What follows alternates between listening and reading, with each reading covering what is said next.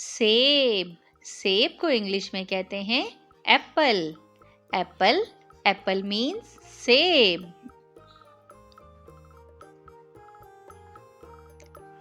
केला, केला को इंग्लिश में कहते हैं बनाना।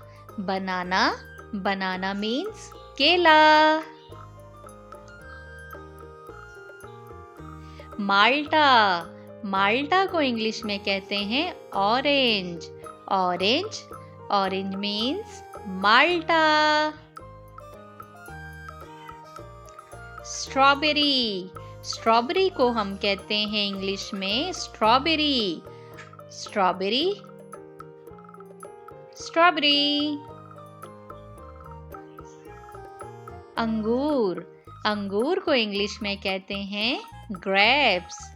ग्रेप्स, ग्रेप्स मीन्स अंगूर। अनार, अनार को इंग्लिश में कहते हैं पोमीग्रेनेट। पोमीग्रेनेट, पोमीग्रेनेट मीन्स अनार। आड़ू, आड़ू को इंग्लिश में कहते हैं पीच। पीच, पीच मीन्स आड़ू। नाशपाती, नाशपाती को इंग्लिश में कहते हैं पेयर। पेयर्स, पेयर्स मीन्स नाशपाती। खरबूजा को इंग्लिश में कहते हैं मेलन। मेलन, मेलन मीन्स खरबूजा।